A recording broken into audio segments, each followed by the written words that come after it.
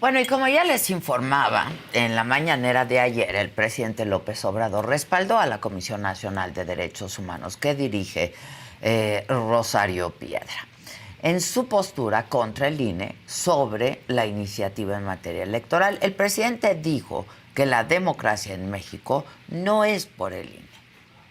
Y no es cierto que por el tribunal y por el INE haya democracia en México. No, hay democracia en México, se ha avanzado para que haya una auténtica democracia en México por la gente, por el pueblo, no por ellos. Ellos siempre andan buscando favorecer a los potentados. Y bueno, además el presidente aclaró que su iniciativa de reforma electoral no busca terminar con la democracia. Lo que propone, dijo el presidente, es acabar con el sistema corrupto. No es desaparecer al órgano encargado de organizar las elecciones. Eso no va a desaparecer. Ni tampoco el tribunal encargado de calificar las elecciones. Lo que no queremos es que continúe este sistema corrupto, antidemocrático. Y bueno, el coordinador de los senadores de Morena, Ricardo Monreal, también criticó la postura de la CNDH, con todo respeto, pero fue lo que dijo, que la comisión debería estar más concentrada en la defensa de las personas que en la reforma electoral. La Comisión Nacional de Derechos Humanos tiene mucho trabajo, creo yo, como una sugerencia respetuosa, que debería estar más centrada en la defensa de los derechos humanos de grupos de personas en el país, que la discusión del INE y la posible reforma constitucional y legal se la dejemos a la Cámara de Diputados, que es el órgano legislativo competente. Bueno, para hablar de este tema, porque también se pronunció el consejero del INE, Ciro Murayama, y escribió en Twitter: anda tan perdida la Comisión Nacional de Derechos Humanos que ataca al INE a partir de una recomendación que analiza hechos que ocurrieron entre 1951 y 1965, es decir, cuando no había nacido el IFE, que nació en 1990, y menos aún el INE, 2014. Ataca a las instituciones democráticas por actos ajenos, así de mal. Y justo lo tengo en la vía telefónica. Ciro Murayama, ¿cómo estás, bueno, Ciro? Buenos días. Bueno. ¿Ahí estás? ¿Me escuchas? Bueno. ¿No me escuchas, Ciro? Bueno. ¿Me escuchas? Ahí estamos. ¿No? Bueno, que es justamente esto que escribió en Twitter Ciro Murayama, el consejero, lo que yo comentaba al inicio del programa, ¿no? Esto, pues, estaba en 1951, de 1951 a 1965. Pues sí, andaba perdida, ¿no? La presidenta de la Comisión de Derechos Humanos. A ver si ya lo tenemos. A Ciro, sí. El problema es que él no me escucha a mí. ¿Ya me escucha, Ciro? Ciro. Hola, buenos días. Hola, Adelante, Ciro. gusto estar en tu espacio. Ya estamos. ¿Cómo estás, Ciro, querido? Bien, gracias. Encantado de estar. Igualmente, te agradezco muchísimo. Bueno, leímos ya y compartimos con la gente que nos sigue tu tuit. Pero vamos a abundar un poco en el tema. ¿Qué está pasando, no? Si anda perdida la presidenta de la Comisión de Derechos Humanos. Bueno, yo creo que esto es una muestra muy elocuente, al mismo tiempo que preocupante, de qué pasa cuando un órgano constitucional autónomo pierde su sentido constitucional, que es defender ciertos derechos, cumplir una tarea al servicio de la ciudadanía con independencia del poder. Y por el contrario, lo que estamos viendo es una Comisión Nacional de los Derechos Humanos, lamentablemente subordinada al poder político, y que en esa sumisión, pues incluso viola directamente la Constitución, que en su artículo 102, párrafo B, que es justamente donde se crean estos órganos no jurisdiccionales de defensa de los derechos humanos, como la CNDH, se dice claramente que entre sus competencias no está la materia electoral. Y sin embargo, la comisión se mete al tema electoral, pide que se haga una reforma al INE a partir de una recomendación donde analizan violaciones del Estado mexicano, no, violaciones a los derechos humanos por parte del Estado mexicano ocurridas, Adela, entre 1951 y 1965. Es decir, por cosas ocurridas hace 70 años, la conclusión es que hay que cambiar al INE de hoy sin haber analizado un solo hecho, un solo acto, una sola decisión del INE. Fíjate, nada más por cosas que ocurrieron antes de que se creara el INE, o incluso el IFE. Claro. Lo que hay que hacer es cambiar al INE. Bueno, pues es un extravío histórico, jurídico, conceptual muy preocupante.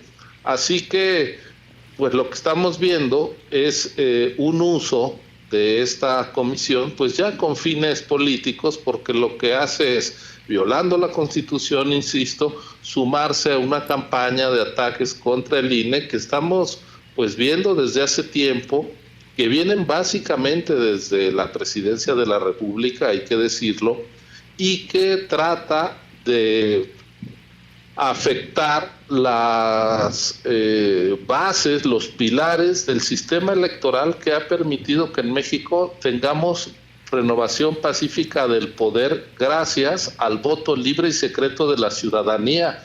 Eso que fue una aspiración histórica y que hoy es una realidad, es lo que se quiere echar abajo. Y que lo llevó a él a la presidencia, ¿no? ¿Perdón? Y que lo llevó a él a la presidencia. Exactamente. A ver, hoy Morena gobierna 22 estados, si no estoy mal en mis cuentas. Tiene la presidencia de la República, la mayoría en el Senado, la mayoría en la Cámara de Diputados. ¿Por qué es eso posible? Pues porque la gente está votando en libertad. En las 4 elecciones presidenciales que llevamos en este siglo, en 3 ha habido alternancia, es decir, los gobiernos no controlan las elecciones. ¿Cuándo ha habido alternancias? Pues estas empezaron cuando el INE, antes IFE, se volvió plenamente autónomo del gobierno y cuando hubo un tribunal que calificaba las elecciones. ¿Qué es lo que está proponiendo la iniciativa del presidente para echar abajo esto que se ha construido? Uno, le quieren quitar la confección del padrón electoral al INE. ¿Quién la haría ahora? La Secretaría de Gobernación, sin la supervisión de los partidos políticos.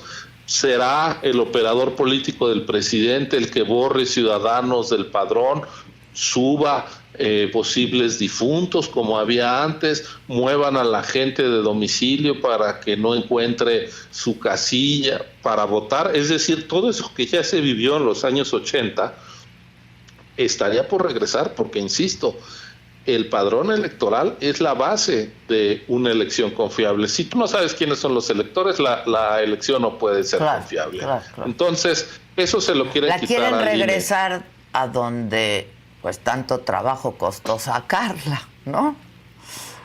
Luego, segunda propuesta muy preocupante, quieren desaparecer la estructura profesional permanente del INE sobre el territorio nacional.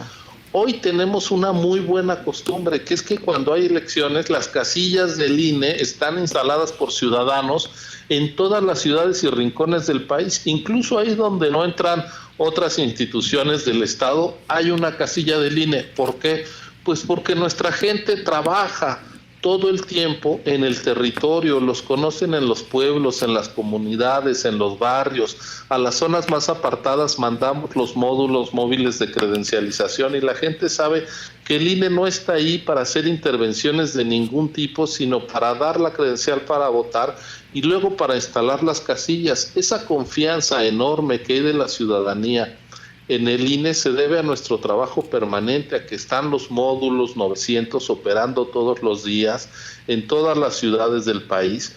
Bueno, si desaparecemos esa estructura, corremos el riesgo de que ni siquiera se logren instalar casillas. Es decir, el gobierno está desplegando una propuesta que es contraproducente incluso para ellos mismos, pero no se dan cuenta en esta cerrazón anti-INE. Y tercera propuesta que evidencia lo que quieren hacer. Pretende que el presidente ahora nombre, aparte de los candidatos, a consejeros electorales y a magistrados electorales, y que los más votados, que pueden ser los que simpaticen con un partido, sean los árbitros. Bueno, pues ya volviste a los árbitros jugadores, y puede ser que todos los consejeros y todos los magistrados sean los que quiso el presidente de la República. Bueno, mayor captura del árbitro electoral no podríamos tener, y eso es lo que están proponiendo. Entonces, proponen una reforma para romper un sistema electoral que funcione y dicen, pero no lo queremos cambiar. Caray, por lo menos que sean honestos, ¿no? Pues sí. Oye, ayer el presidente, lo escuchábamos hace un momento, el presidente salió a defender la postura de la comisión, ¿no? Hoy el presidente también, pues habló del tema y ha insistido en fraudes electorales y de guerra sucia en su contra cuando él hizo campaña. Pero, otra vez, ¿el INE alguna vez, o tú conoces de alguna evidencia que se haya presentado de estas acusaciones? Pues no, yo creo que una cosa son los hechos que todo el mundo puede verificar y otra cosa es el discurso que se está desplegando desde el poder, porque todo el mundo sabe que cada que hay elecciones va, sufraga, encuentra una casilla instalada por sus vecinos donde le reciben, le entregan las boletas, se cuentan bien los votos y ahí están los resultados. Fíjate, en las elecciones que le ha tocado organizar al INE de gubernaturas desde 2015 a la fecha, que son ya 56 elecciones, en 70% han ganado las oposiciones. Nunca habíamos tenido un índice de alternancia tan alto, es decir, el partido que gobierna pierde 7 de cada 10 elecciones.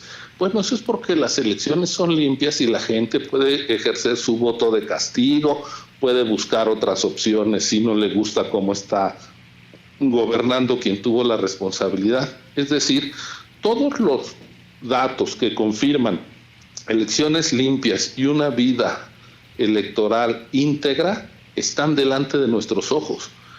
Esa es la evidencia que hay. Pero por otro lado, tienes un discurso que no se corresponde con la realidad, que dice que esto es pues un sistema que no funciona. Corrupto, bueno, si no funciona, ¿cómo es que están en el poder? ¿Cómo tienen la mayoría en ambas cámaras? ¿Cómo tienen 22 gubernaturas?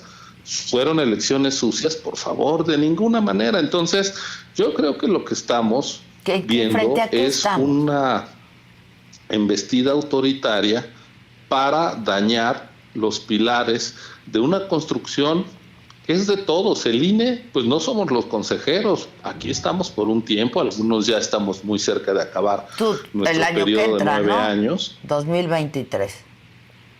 Así es, pero al INE hay que cuidarlo como un patrimonio común. Por primera vez en la historia de este país tenemos 2 décadas, en los 200 años de vida de México, apenas las últimas 2 décadas han sido de renovación plenamente democrática de los poderes. Y eso es lo que está en riesgo. Hay que decirlo con toda claridad. Lo que se está jugando es la posibilidad de que en 2024 tengamos elecciones íntegras y que las generaciones que vienen pues no les toque nacer en un país como el que nos tocó a otros y a nuestros padres, donde pues de antemano se sabía que siempre los candidatos oficiales iban a ganar, las oposiciones eran testimoniales, las elecciones eran un ritual simplemente de confirmación de los humores y de las designaciones de los destapes del presidente, y no había una vida democrática plena.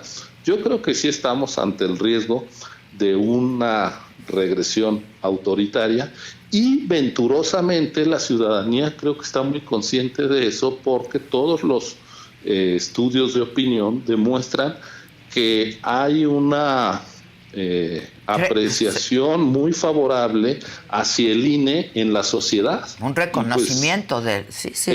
Hoy lo leía en algunos diarios, que incluso lo traen en primera plana, ¿no?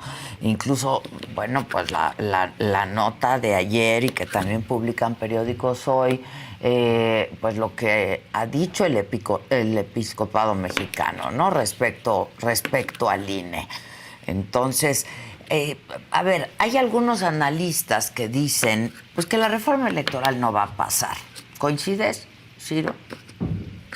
Pues ojalá. Eso se va a definir en el Congreso, y por lo que han dicho los actores políticos, pues es muy difícil que esta pretensión de que ahora el presidente sea el que pueda poner listas de consejeros y de magistrados no avance, porque para eso tendrían que cambiar la Constitución. Entonces yo espero que este gran acuerdo democrático que pues dio lugar al nacimiento de instituciones autónomas, que nos ha permitido renovar los poderes de manera legítima y transparente, pues no se vea dañado. A ver, ¿y cómo lees? El otro día también comentábamos con algunos analistas justamente que el presidente sabe que la reforma no va a pasar, ¿no? No sé si tú coincidas, pero de ser así, ¿con qué propósito lo hace? ¿Propaganda? Bueno, yo creo que hay una ola, digamos, no solo en México, muy preocupante de autoritarismo. Lo estamos viendo en Brasil. Hace 2 días se votó.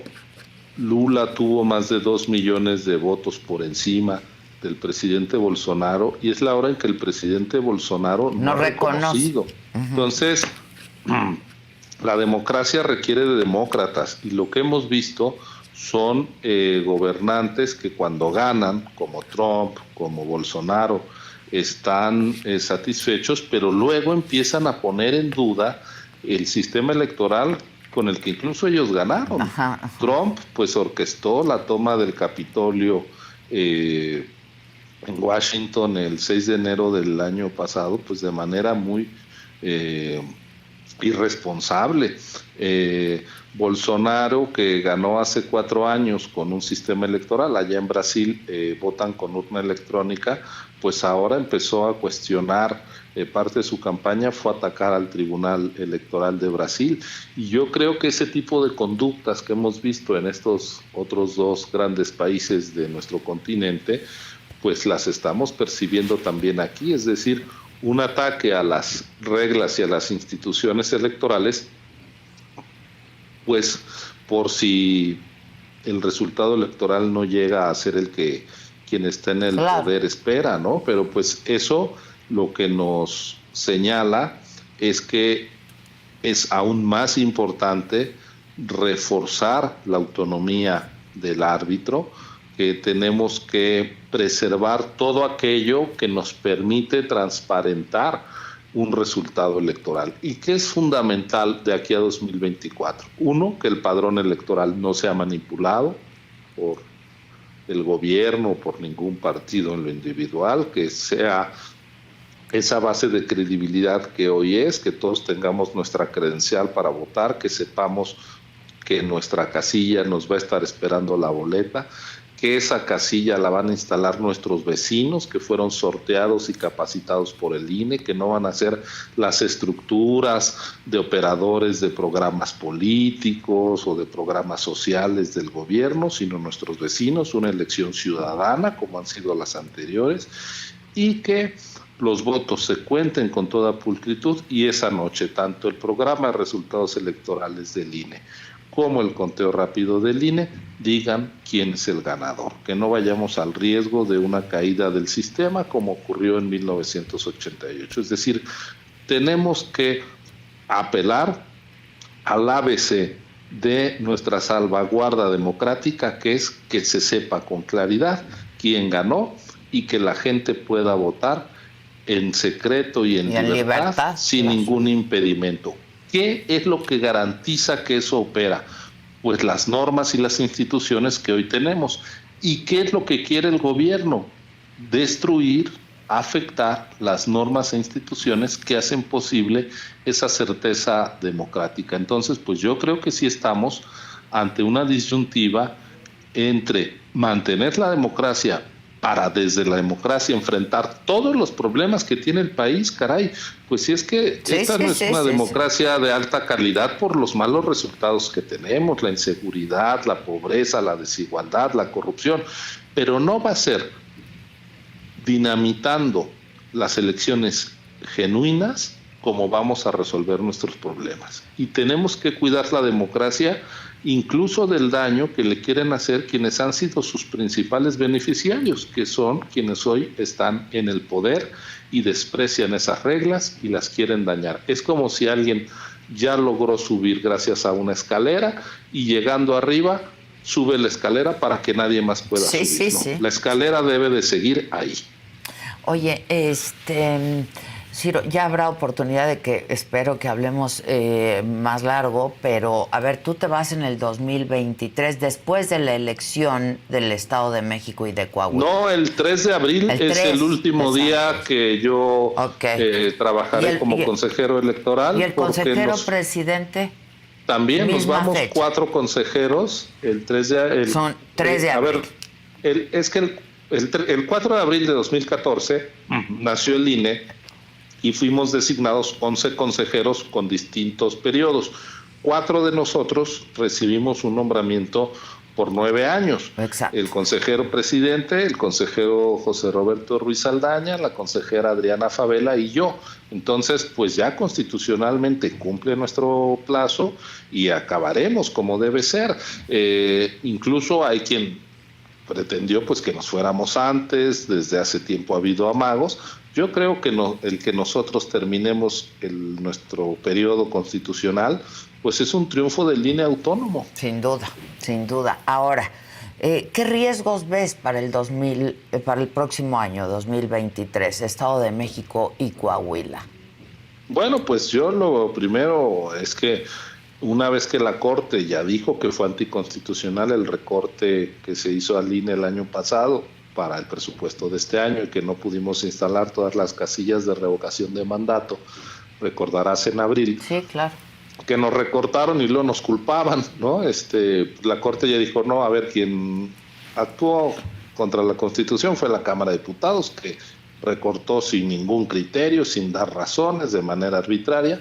Entonces, habrá que estar muy atentos a que en el presupuesto que se aprueba en 15 días, porque la fecha límite es el 15 de noviembre, no haya un recorte que ponga en riesgo la instalación de casillas, nada más y nada menos que en el estado con mayor densidad poblacional del país o con un mayor número de habitantes y de electores, por lo tanto, como es el Edomex, y otro estado muy importante como es Coahuila, pero además en 2023 inicia el proceso electoral federal 2023-24, o sea, ya en septiembre del año que entra arranca la organización de la elección para elegir el próximo presidente y para renovar las 2 cámaras del Congreso de la Unión. Si siguen con estos recortes arbitrarios, sin ton ni son, pues pueden poner en riesgo la elección. Entonces, pues yo te señalaría, para concluir, Adela, que tengo que entrar a una reunión, y te agradezco mucho, tres cosas que tenemos que estar muy atentos. 1, el presupuesto. 2, que no avance una reforma electoral que ponga en riesgo a la democracia, que esa es la reforma que quiere el presidente, lo digo con toda franqueza. Y 3, que en la renovación de los consejeros electorales no se ponga a gente pues como la que hoy encabeza la Comisión de los Derechos Humanos, claro, que no tenga un sentido de la autonomía, de la misión de la institución, y que sea una correa de transmisión del poder. Pues eso sería desnaturalizar al INE. Pues sí. Te agradezco mucho, Ciro Murayama, como siempre. Al contrario, Adela. Y estemos en contacto. Gracias. Gracias, por favor, como siempre. Muchas gracias. Bueno, pues así las cosas con este tema, y sí vamos a estar muy atentos de a ver qué es lo que ocurre. Hoy en la noche